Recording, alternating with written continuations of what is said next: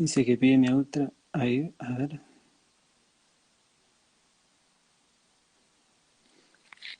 Ahí está. ¿Qué hace, Franco? Buenas, ¿cómo va? ¿Todo bien? ¿Todo bien?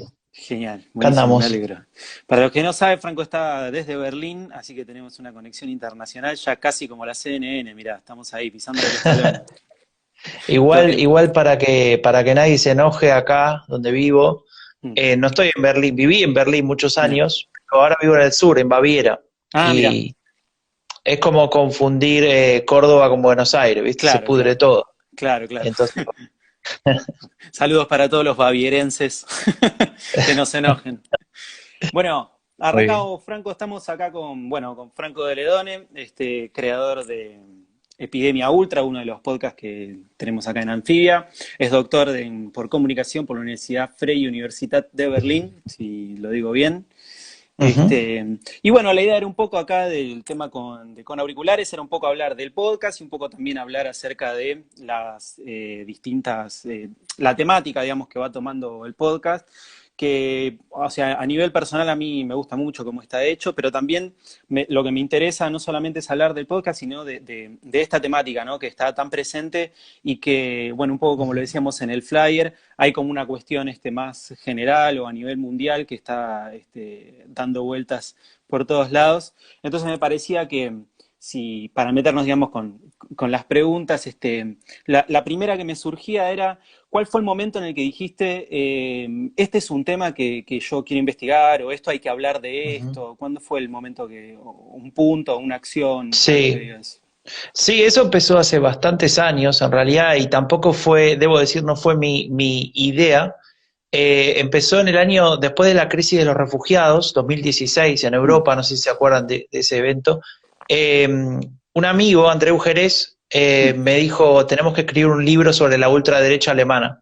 mm, Yo hasta ese momento me dedicaba a analizar la política alemana, en particular en español, ¿no? Cosa que hacía muy poca gente, que de mm, hecho seguimos haciendo con Raúl Gil, con otro podcast que, bueno, después hablaremos. Pero mm, eh, y bueno, en ese momento Andreu me dijo, vamos a escribir un libro, vamos a hacer algo sobre la ultraderecha alemana.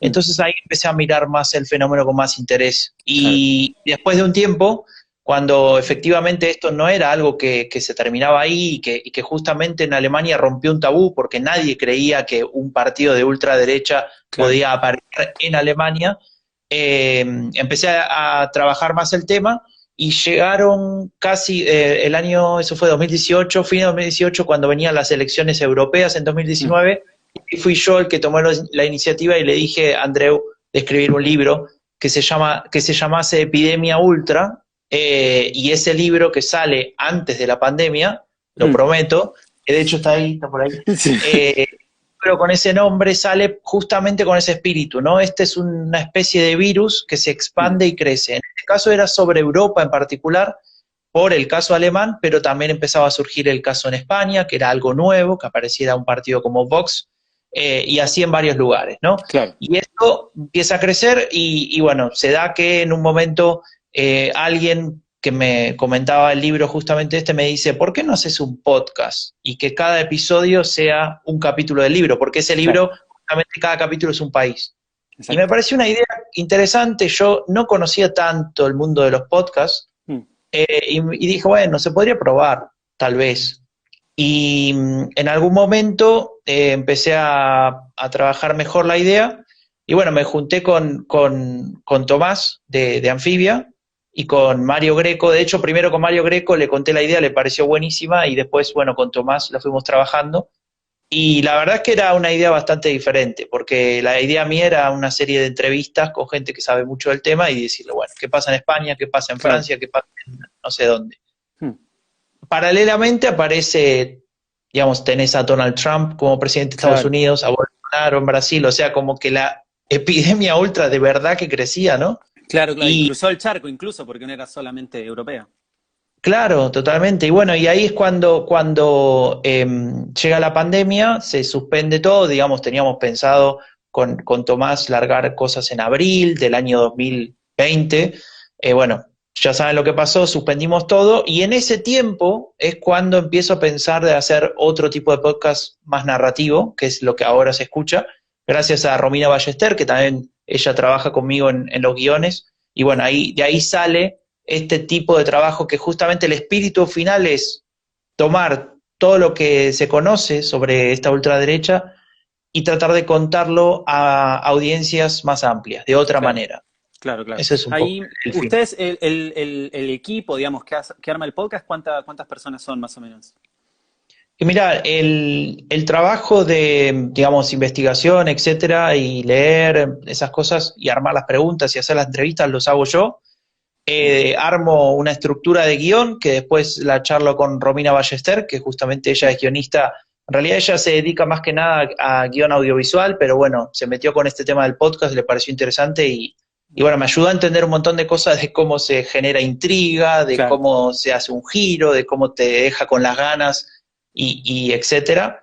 Eh, y bueno, ahí hubo mucha experimentación de mi parte, porque el que hace la edición también soy yo, y al final del proceso el que termina de cerrar todo es Raúl Gil, que claro. es el encargado de comunicación. Él es un amigo que conocí en Berlín, en mi época de Berlín, y bueno, nada, él es el que más sabe de comunicación, entonces gracias a él podemos transmitir muy bien en todas las redes sociales, pero también a veces incluso en los propios guiones, las ideas, lo más importante, Claro, la esencia, ¿no? Ese es un claro. poco el equipo inicial. Hay un par de personas más que se van sumando con el tiempo porque es un proyecto que no solamente es un podcast, sino Mm. intenta ir un poco más allá, pero en principio los que trabajamos en el podcast somos esos tres. Claro, hay algo que es súper interesante y que bueno, ahí lo mechabas con que tu compañera también venía como del audiovisual, y es que hay una construcción ahí que a mí me gusta mucho cómo está hecha, de todas esas como texturas y escenarios y como generar intriga a través de la música, hay todo un trabajo ahí que es Uh bien -huh. interesante y que la verdad que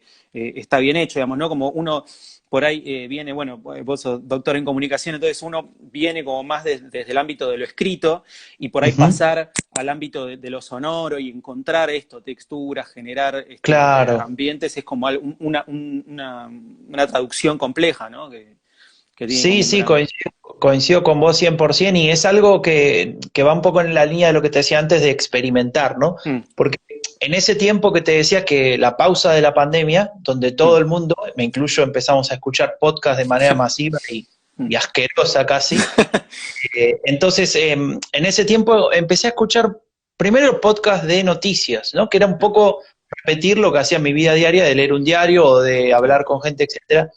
Después, claro, llega un momento que te cansás o que, mm, no sé, le buscas la vuelta y no sé cómo llegué a través de un amigo, sí, de mi amigo Sebastián Cosarín, que me recomendó escuchar el podcast Business Wars, ¿no? Que es mm, este podcast de Wondery que de mm, alguna manera te cuenta la historia de cómo dos empresas compiten, no sé, claro, Apple y IBM o Coca-Cola y Pepsi, etcétera. Y me pareció súper interesante cómo esa gente contaba de manera medio narrativa, con un poquito de ficción, etcétera, y me atraía, ¿no? Entonces empecé a ver por qué esto me parece tan interesante y justamente ahí es donde pienso esto que vos acabas de decir, que no lo tenía para mm, nada conceptualizado en la cabeza, mm, es la atmósfera.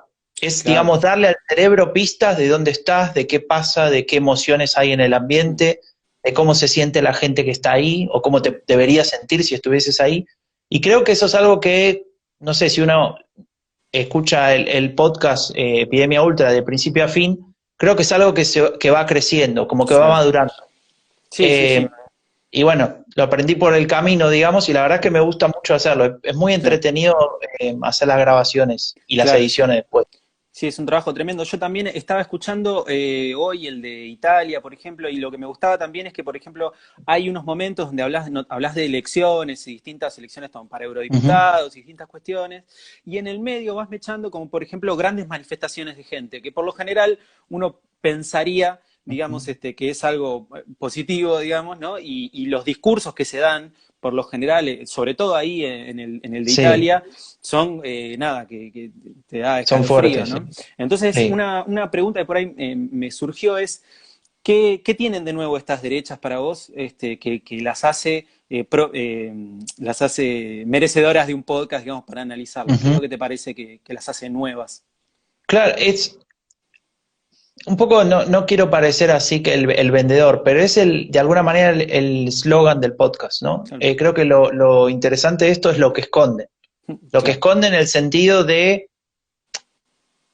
son partidos que si tomamos un poco la teoría, y no me quiero poner muy teórico, pero de manera muy simplificada, si tomamos la teoría, son partidos que no son de extrema derecha, ¿no? Un partido de extrema derecha es un partido que está en contra del sistema, que lo quiere claro, cambiar, que quiere un sistema fascista u otro sistema autoritario, una dictadura, lo que sea, que está en contra del sistema democrático. Ahora, estas derechas, este tipo de partidos que son los que analizamos en el podcast, no son de extrema derecha porque no quieren romper el sistema, pero sí claro, quieren erosionar muchas partes de ese sistema, instituciones, libertades, derechos, etcétera, ¿no? Entonces ponen en cuestionamiento una serie de consensos, una serie de, digamos, de elementos que dábamos por sentado y que a claro, partir de ahí se genera una disrupción en el debate público, ¿no? Y aparecen todas estas discusiones que, si tomamos el caso alemán, que es donde vivo, hace 7, 8 años no existían, ¿no? claro. Discutir, por ejemplo, algo relativo a derechos humanos en Alemania no existía y ahora existe. Y ahora, claro, Y en este sentido creo que se empieza a dar en muchos lugares y ese es el gran peligro de estos partidos, porque en el fondo, y lo podés escuchar en muchas personas que lo analizan con toda la buena voluntad, te dicen, bueno, es una expresión democrática más a la derecha, tal vez claro. de la centro derecha, en el caso europeo, en el caso latinoamericano tendríamos que discutirlo bastante más, Mm, pero al fin y al cabo representa intereses de personas o enojo, incluso descontento, etcétera, de personas que se expresan a través de ese partido que respeta la regla democrática, o sea, no está sí, haciendo un golpe de Estado ni mucho menos. Y justamente en argentino, digamos, ese entrismo, entre mm, comillas, esa forma de ingresar al sistema democrático, pero desde dentro erosionar todos estos valores que te comentaba antes, mm. eh, es, digamos, ese elemento nuevo que no existía, tal vez con la segunda, tercera ola de las derechas radicales, ¿no? Que sería Claro. como en los años 80. Incluso hay algo que me parece que está bien plasmado, muy bien plasmado en el podcast, que es que hay, vos nombrás, dependiendo del caso, ¿no? Pero vos nombrás que hay como una especie de discusión entre las derechas, ¿no? Como que está la derecha mainstream y la nueva derecha, y Uh hay -huh. como alguien, o sea, quizás, por lo menos desde Latinoamérica, siempre se piensa como la derecha como algo aglutinado o algo compacto que tiene como que no genera discusiones internas. Y acá al revés, es como, o al revés no, sino como que hay una discusión interna donde la derecha, la nueva derecha corre por derecha, digamos, a la Sí, te mainstream, entiendo. ¿no? Uh -huh, Entonces uh me -huh. parece que es como algo, ese es como un elemento novedoso que me parece que está muy bien plasmado ahí en Sí. el podcast. Sí, ese es un elemento propio de lo que sería de lo que sería la estructura, el sistema de partidos en Europa, ¿no? Que es un Mm, sistema un poco más amplio en el sentido de cantidad de partidos representando el espectro de izquierda-derecha, que es un espectro que explica una sociedad o sociedades como son las europeas, más que nada Europa occidental, ¿no? Viene de una cuestión histórica. A veces nosotros usamos la palabra izquierda-derecha para explicar cosas en América Latina y nos cuesta porque no es un sistema explicativo pensado para entender esas realidades. Sí, claro, existe una estructura, una agenda en la cual vos podés decir este partido es más o menos de derecha o más o menos de izquierda, pero evidentemente no se puede traspolar de manera muy sencilla, ¿no? Esto siempre lo dice otro buen amigo nuestro de acá del podcast, que es Irawen Villamar, que es un mm, chico de México que vive en Berlín y que sabe mucho del tema. Y una de las cosas que él dice, que me parece interesante, es difícil encontrar partidos de centro derecha consolidados y fuertes en América Latina. No hay claro. muchos. Entonces Mm, ahí es donde aparece esta sensación que vos comentás de una derecha que de alguna manera aglutina todo y es como un bloque, ¿no? Y entonces mm, como que no habría este paso, si querés, de derecha tradicional o de centro derecha a derecha radical, que es lo que estamos estudiando en Epidemia Ultra. Y muchas veces ese paso, al no existir, se confunde, ¿no? Se mm, confunden los niveles, etcétera. Capaz que hay países como Chile que sí lo tienen, pero otros países que cuesta mucho encontrarlo, ¿no? claro. Y en ese sentido creo que ahí radica un poco este peligro para nuestra región, digamos, para América Latina, en el sentido de aparecer estos partidos como elementos que vienen a traer propuestas simples, yo te diría simplificadoras, Mm, para discusiones que llevan muchos años y especialmente estas discusiones que tienen que ver con la antipolítica, etcétera, y claro. que de alguna manera reciben cierto apoyo y bueno, en algunos lugares llegan bastante lejos, como el caso de Brasil, lo hemos visto, Claro. y en otros, bueno, todavía no tan lejos, pero sí que aparecen como un elemento importante dentro de la discusión política, ¿no? Lo vemos en Chile, lo vemos en Costa Rica, pero hay otros casos que tal vez no están en epidemia ultra, que esperemos que estén, pero que sí que los vemos, ¿no? Mm. ¿Y a partir de qué momento, qué elemento te parece que fue uno o los desencadenantes de que esta clase de discursos tengan como una repercusión electoral con mayor o menor éxito, pero que en definitiva está, hay partidos que han ganado varias elecciones, tienen escaños, hay algunos que forman parte de coaliciones gobernantes?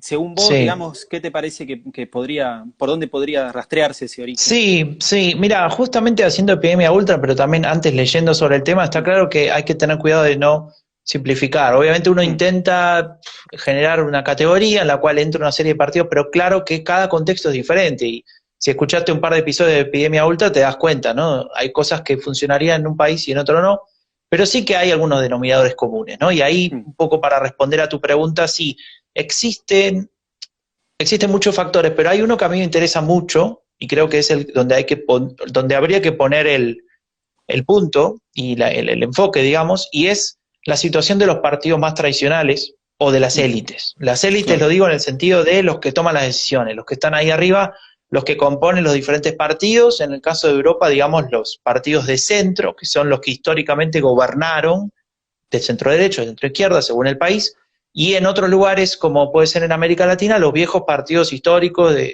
que tuvieron toda la vida, Mm, entre comillas, digo.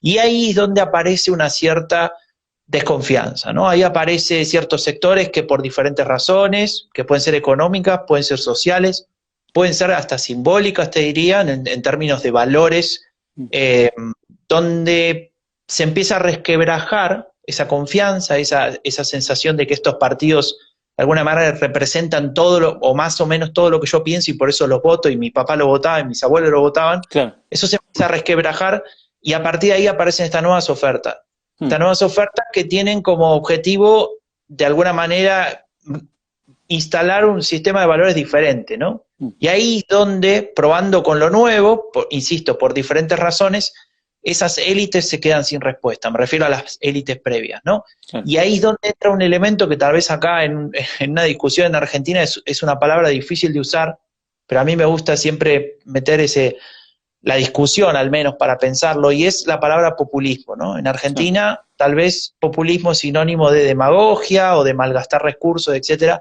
Yo creo que es un concepto mucho más interesante y mucho más complejo que eso. No Mm, se puede utilizar para simplemente descalificar. Populismo es un concepto que viene de la ciencia política y que nos ayuda a entender cómo a través de un discurso simplificador de la realidad en la cual se divide a la sociedad en dos partes homogéneas y opuestas, que sería la gente y las élites, que en este caso un elemento negativo, y a partir de ahí construyen un discurso en el cual justifican determinadas decisiones, ¿no?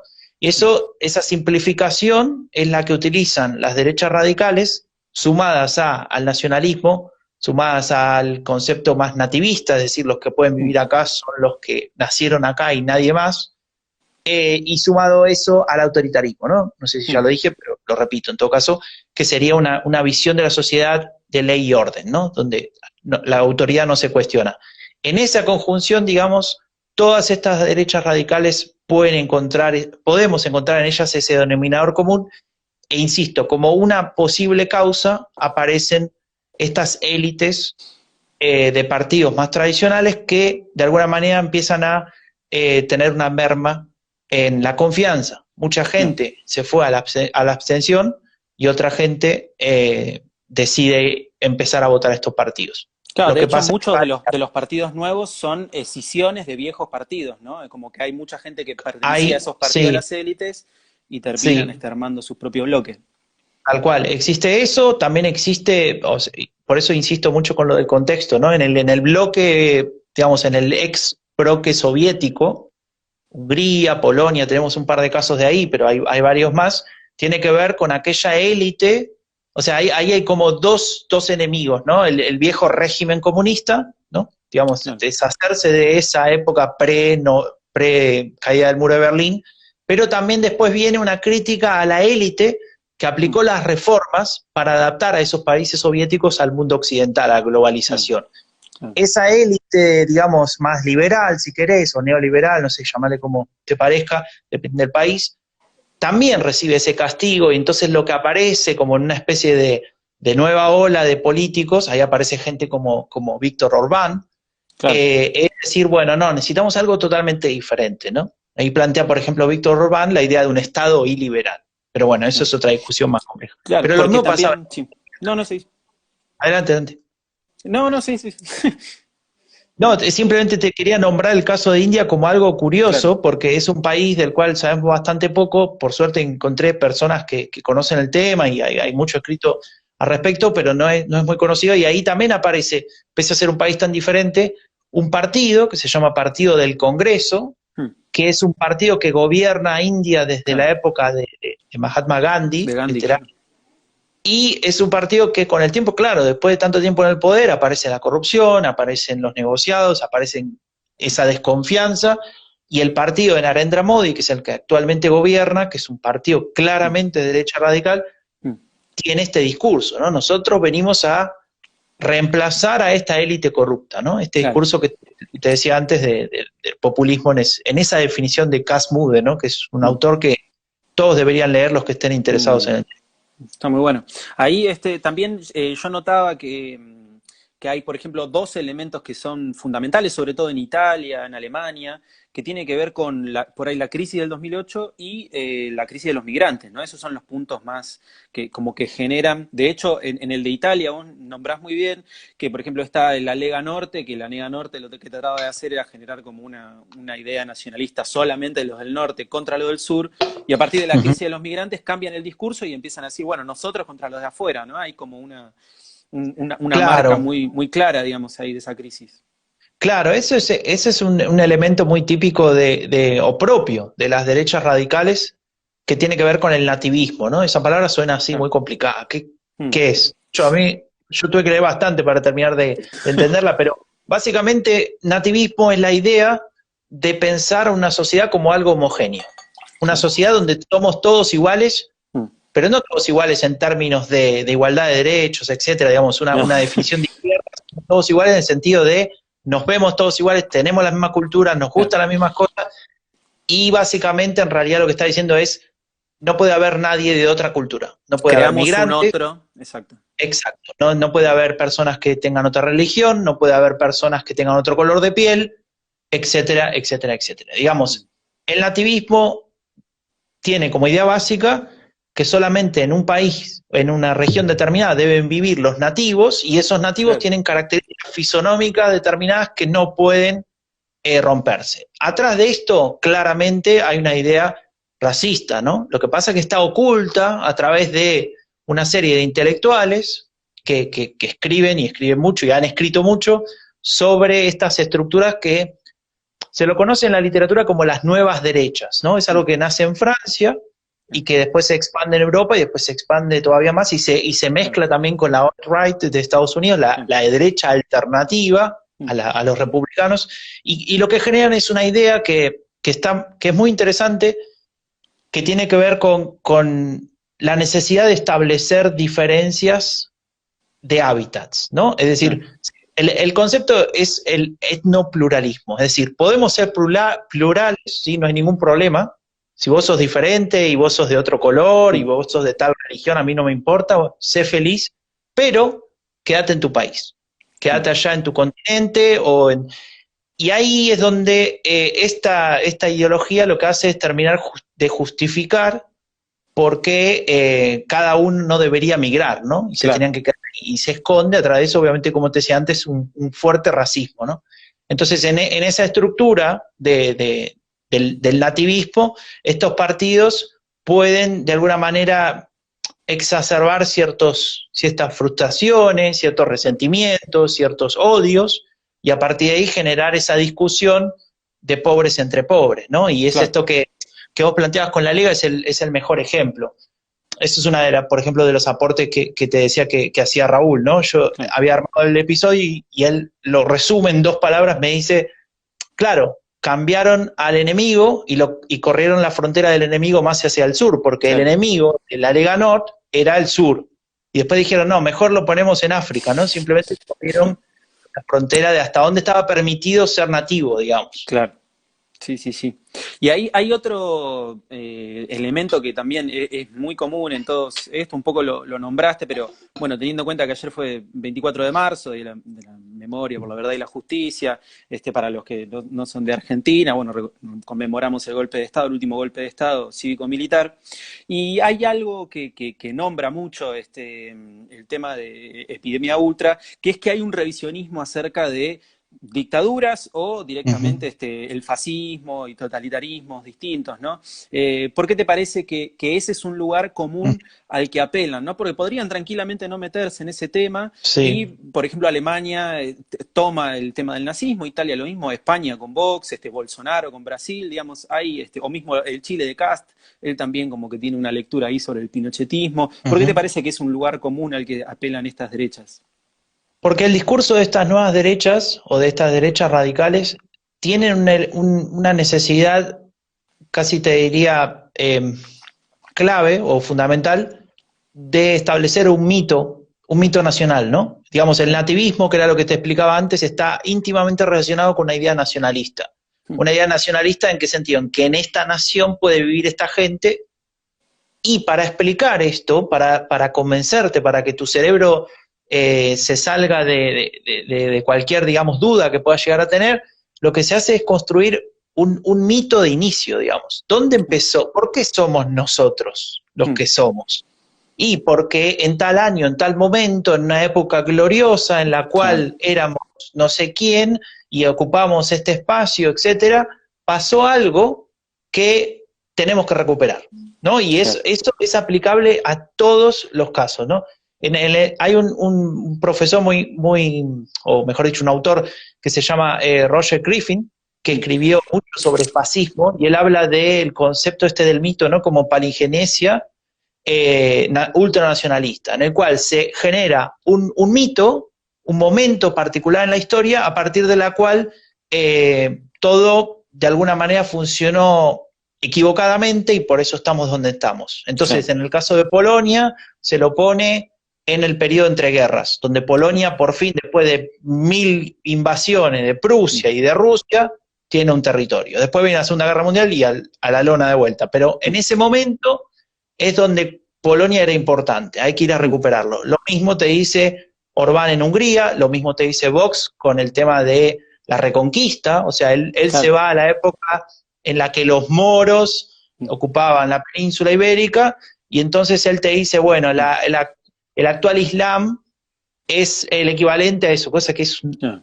cosa muy tirada de los pelos, Sí, pero sí. claro, tiene una cierta coherencia en algún sentido, pese a que la premisa es falsa, y a partir de ahí tiene lógica. Y después en el caso de, digamos, latinoamericanos, ¿no? Esto que mencionabas de Bolsonaro en Brasil o de José Antonio Cast en Chile, que me dijo que le gusta mucho el podcast porque me escribió, nos mandó un mensaje una vez.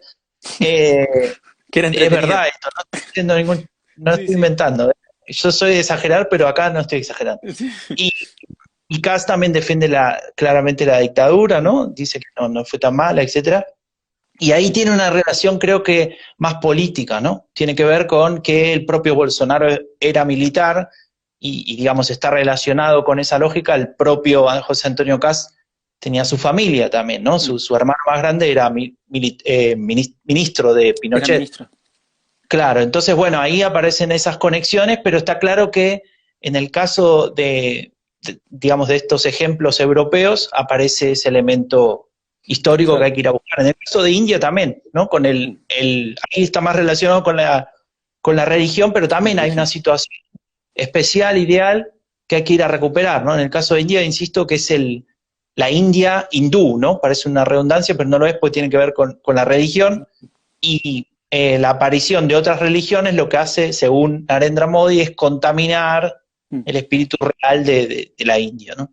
Claro, acá de alguna manera también el reivindicar, el tema de reivindicar las dictaduras y movimientos similares, también lo hilo con esto que decías recién acerca de crear un otro, ¿no? De crear Ujú. esta izquierda o pelearte, por ejemplo, Bolsonaro mismo habla del populismo, digamos, como, Sí, ¿no?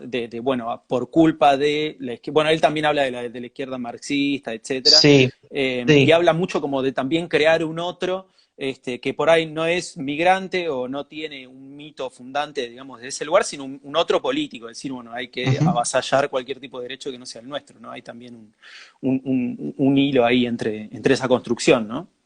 Sí, no, ese elemento del otro es fundamental. De hecho, hay un episodio que se llama ¿Por qué necesito un Claro, enemigo? Y tiene que ver con la construcción de un discurso binario, ¿no? Como te claro. explicaba antes, tiene que haber un elemento que te permita a vos generar esa contraposición. Digamos, si hay algo que no tiene la derecha radical y que es un denominador común, es contenido. Contenido en el sentido de políticas públicas, de elaborar un programa, de responder problemas concretos de una sociedad. Eso no lo vas a encontrar. Vas a encontrar, sí, un montón de eslogans, un montón de ideas interesantes, historias coherentes, como te explicaba antes, que según algunos autores se lo puede definir como la falacia narrativa, ¿no? Hay un autor muy interesante que se llama Nassim Taleb, que es no, ¿cómo, de dónde es? De Líbano, que vive en Estados Unidos hace muchos años, que de hecho ni siquiera se dedica al estudio de la derecha radical, se dedica eh, a la filosofía, etcétera, y él cuenta o explica la importancia de la falacia narrativa, ¿no? Que es justamente contar una historia que tenga tanta coherencia que parezca real, pese a que sea completamente falsa. Claro, Y en esa historia, que muchas veces lo hemos visto con la pandemia, están mezcladas con teorías conspirativas, ¿no? Donde hay un enemigo ahí oculto atrás, etcétera, necesitan de un elemento al que uno pueda odiar. Y uno no puede odiar un concepto, uno no puede odiar algo abstracto, uno tiene que odiar a otra persona o a otro grupo, ¿no? Uno tiene que encontrar ese objeto. Y eso es lo que ofrecen estos partidos con un discurso, como te decía antes, binario, en el cual no solamente hay personas de bien y personas y malas personas, sino también hay una lista de cosas que son correctas y cosas que son incorrectas. claro. Mira, hoy esto, digamos, estábamos armando un podcast, digamos, una investigación sobre polarización afectiva, ¿no? Que es un concepto que tiene que ver con, obviamente, la polarización, establecer dos polos, dos extremos, pero que no está basada en la idea de que yo pienso de una manera y vos de otra y no nos ponemos de acuerdo, sino que está basada en identidades. Es decir, en la idea de que si vos sos X cosa, y ahí ponés lo que vos quieras, podés poner, tenés la piel de otro color, tenés un gusto sexual diferente al mío, de tal religión, vení de tal lado, lo que sea, ya estás mal, o sea, estás equivocado. Y a partir de ahí aparece esa polarización donde no hay una discusión política, sino que hay personas buenas y personas malas que no tendrían que estar acá. Y eso te lleva necesariamente a la exclusión, a la discriminación, completamente, ¿no? Claro, Eso es uno de los elementos característicos de esta gente, o de totalmente. estos Ahí yo partidos. estaba leyendo un libro de Pablo Stefanoni, que es investigador también de acá de Argentina, y tiene un libro sobre las nuevas derechas. Y en un momento hay una frase que me gustó mucho que dice que estos movimientos construyen una gran mentira de pequeñas verdades, ¿no? Como que también hay como Uh -huh, pequeñas, digamos, argumentos a nivel uh medio -huh. tweet, que crean, digamos, un relato mucho más grande que de alguna manera tiene sentido, pero por ahí tiene sentido aunque quizás carezca de contenido, ¿no? Aunque Sí, bueno, puede también ser. muchas veces tienen proyectos económicos importantes detrás, o sea, por lo general también a la par de una propuesta política y de esta construcción del otro a nivel social, como bien decís, también hay algunos casos que plantean cuestiones económicas, ¿no? Sí, Ligadas al sí, pero liberalismo. sinuoso, ¿no? O sea, depende, ahí sí que nos tenemos que meter caso a caso, caso por Claro, caso.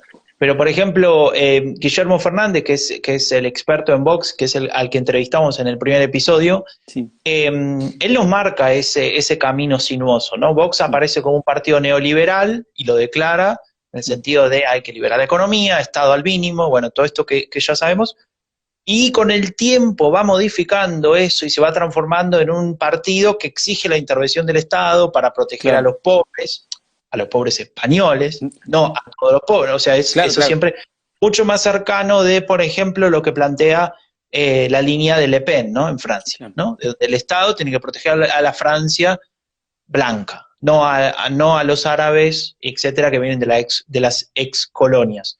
Bueno, en ese sentido, sí, bueno, es más sinuoso. Pero volviendo a lo que decías de Stefanoni, del libro y esto de las pequeñas verdades, o de las. Sí, una gran mentira hecha de pequeñas verdades. Es cierto que hay elementos a discutir. Te lo decía Mm, antes con el tema de élites o partidos políticos tradicionales que pierden la confianza.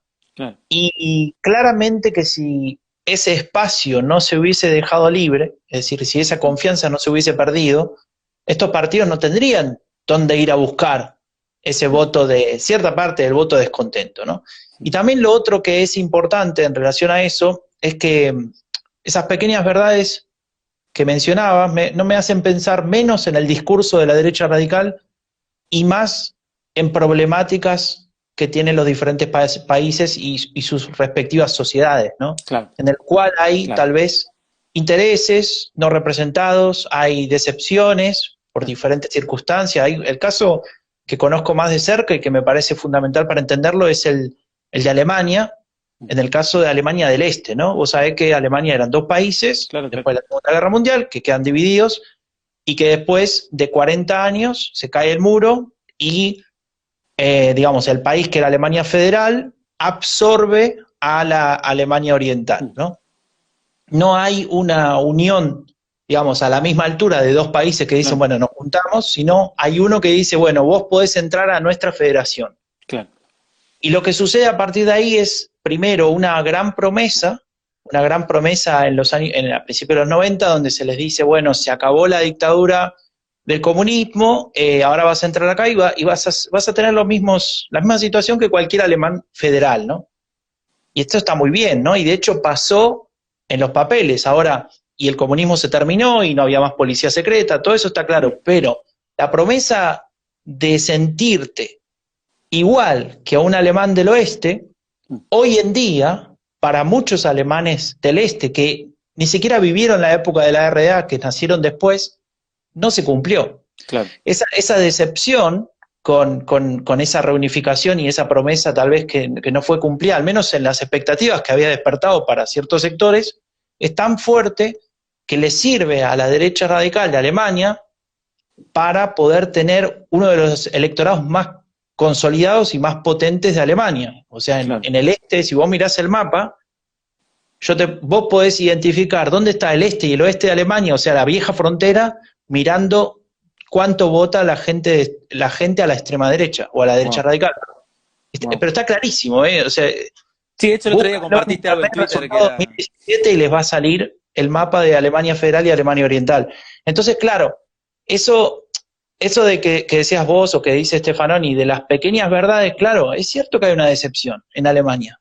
Y es cierto que los partidos hoy en día no la pueden responder. ¿Y sabes por qué no la pueden responder? Porque ese sector básicamente no tiene representantes, ni en la política, ni en la economía, ni en las universidades. Es decir, no hay personas que lleguen a puestos de élite y hayan nacido en el este del país. Digamos, mejor dicho, hay, pero la proporción es muy, muy inferior a la claro, proporción real que claro, existe entre esos dos ex países, ¿no? claro, Entonces, clarísimo. bueno, te lo decía por esto de las pequeñas verdades, que es cierto que hay cosas que, bueno, que son una realidad, entonces hay que atacar esas problemáticas para después poder, con cierta legitimidad política, moral, ética, te diría, decirle a la derecha radical, no, vos estás diciendo cualquier cosa, yo tengo una propuesta mejor que la tuya. Claro. Y a veces no se da eso. Claro.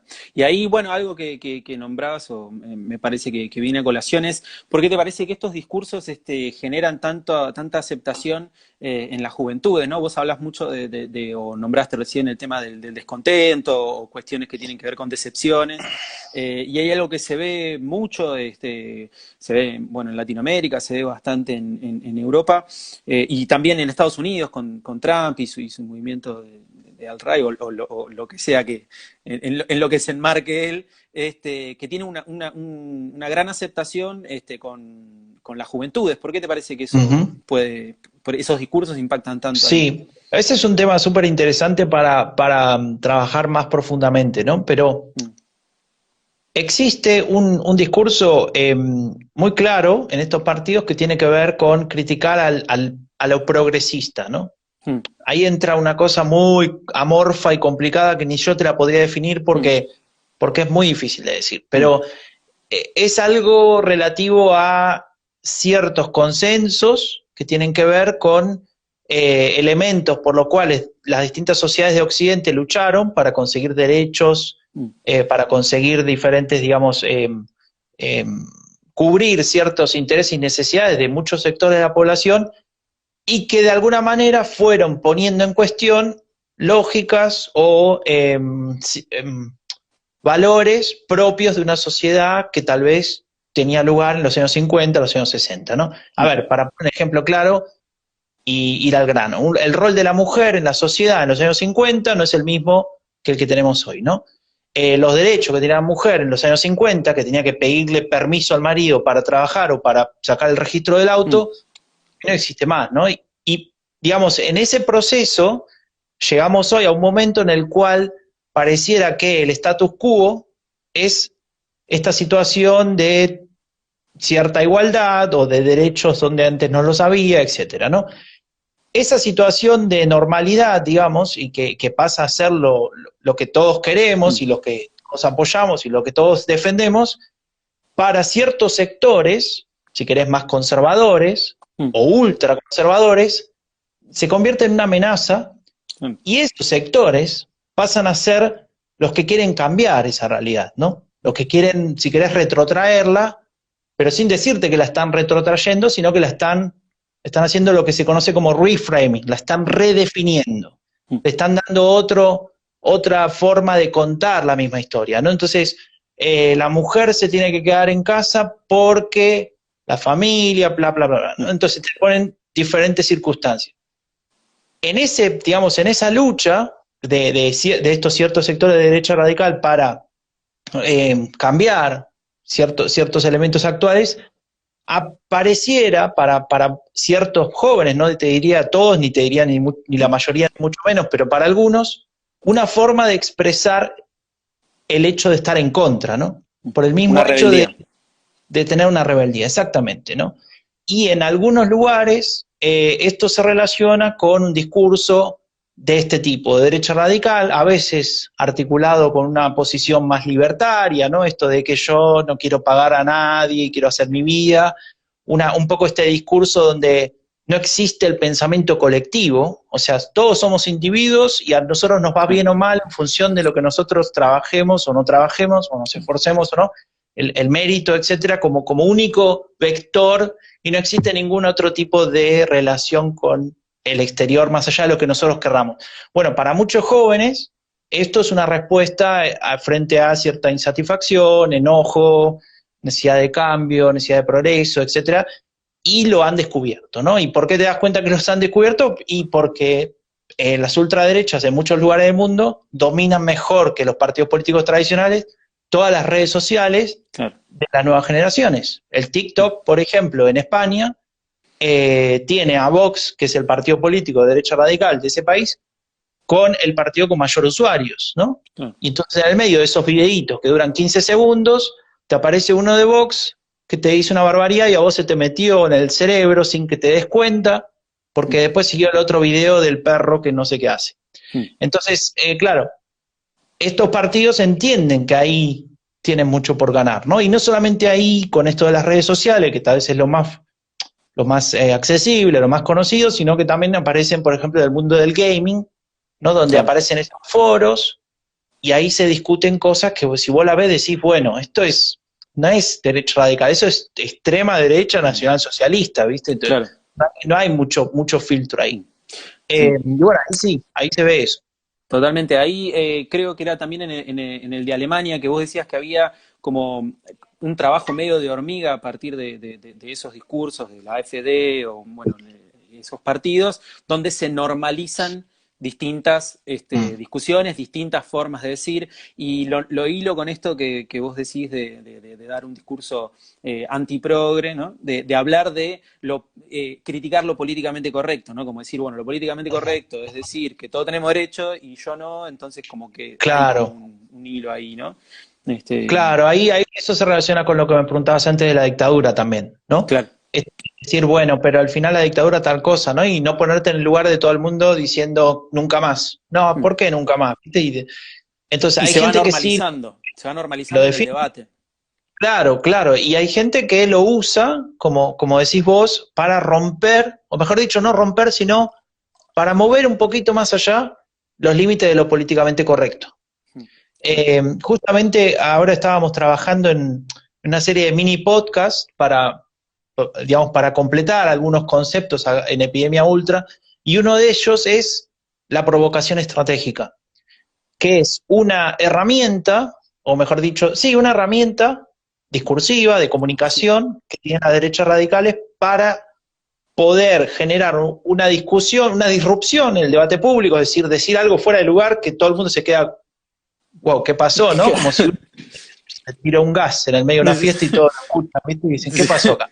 Sí. Bueno, en términos de comunicación política, decir, bueno, la dictadura tal cosa, hace que todos digan, está diciendo algo que no va, ¿no? Fuera de Mm. lugar.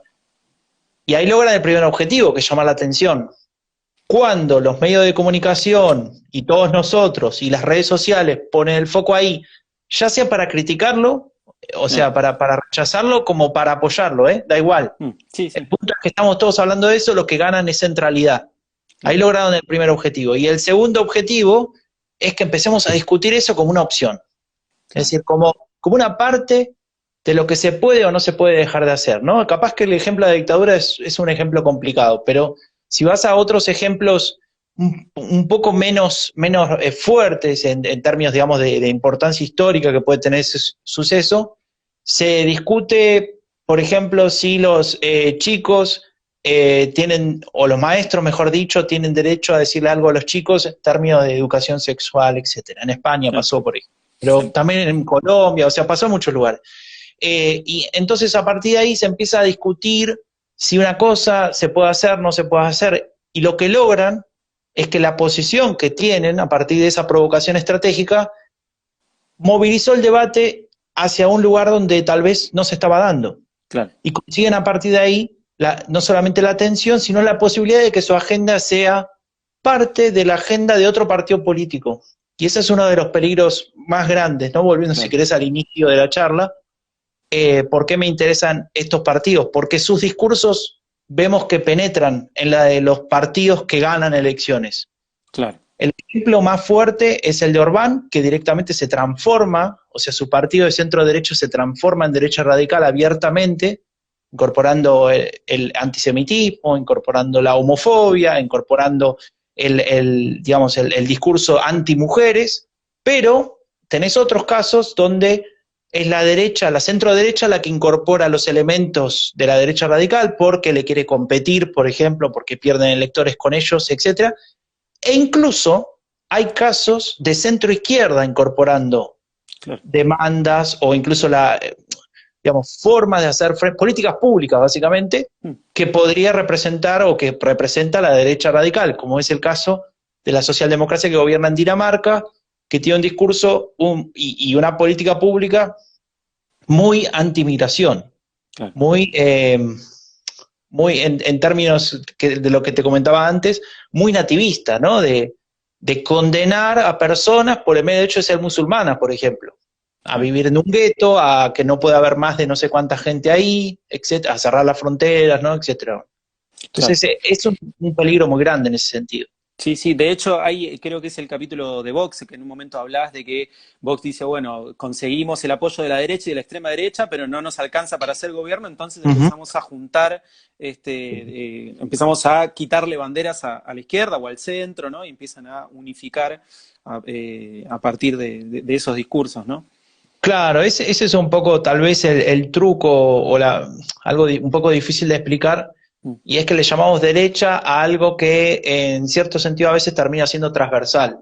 Ah, Tal vez es derecha así en la defensa de ciertos valores claros como los que te decía antes, ¿no? Una visión nativista de la sociedad y ultranacionalista, una visión autoritaria en ese mm, sentido, una visión antipolítica en el sentido del populismo como negar la discusión política y directamente eliminar al otro del claro. debate, porque es diferente. Y en ese sentido, claro, la derecha radical tiene, tiene de alguna manera esa ventaja de poder pararse en ese lugar y no tener que responder ante nadie, ¿no? No tener que Claro. responder a ninguna expectativas más allá de esta necesidad de estar en contra de, Claro. ¿no? No tiene nada que perder. Claro, claro. Y bueno, vamos a ver, eso es interesante pensarlo un poco más allá, ¿no? Porque esto es un fenómeno que es relativamente nuevo, Mm, se le llama cuarta oleada de derecha radical, o mm, sea, es como la cuarta vez después de la guerra, de la Segunda Guerra Mundial, después del nacionalsocialismo, que mm. aparecen con fuerza estos movimientos, pero habrá que ver qué pasa después de un tiempo, ¿no? Después de tener cierta responsabilidad, después de estar representado en muchos parlamentos, después de posiblemente decepcionar a mucha gente. Por ejemplo, hace 2 domingos hubo elecciones regionales en Alemania, en algunos, digamos, lo que serían unas provincias, eh, y a la ultraderecha le fue bastante mal, perdieron un tercio de los votos, ¿no? Le había ido muy bien, es cierto, antes, pero perder un tercio de los votos duele a Claro. un partido político, y entonces estaría, digamos, se empieza a generar esta discusión de, bueno, hasta dónde puede sostener la derecha radical este discurso, así como es actualmente, sin plasmarlo concretamente en hechos, ¿no? Claro. Y bueno, ahí Ahí, te tengo una discusión. totalmente.